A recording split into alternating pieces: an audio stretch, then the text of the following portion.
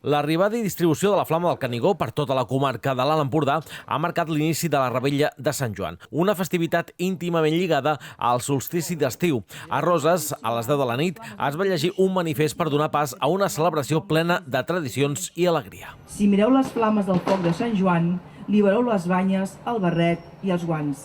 Bona Revetlla a tothom. Moltes gràcies. Amb l'acompanyament de la colla gegantera de Roses, membres del consistori local van dirigir-se fins a l'Espigó per encendre la foguera que, any rere any, simbolitza el començament de la màgica nit de Sant Joan.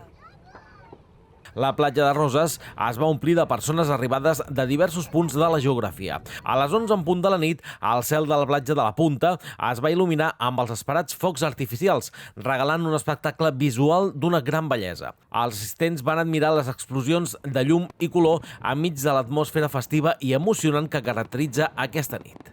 Per continuar la festa, el ball de la Banda del Drac va prendre protagonisme, envaint l'ambient amb els seus ritmes enèrgics i animats. La Revetlla de Sant Joan a Roses ha estat una oportunitat per celebrar les tradicions i compartir l'esperit festiu amb éssers estimats. Amb la Flama del Canigó com a símbol de la connexió entre la natura i el passat, aquesta festivitat ha reunit a persones de diverses edats i procedències en una nit màgica i de comunió, demostrant la importància de preservar i valorar les nostres arrels culturals.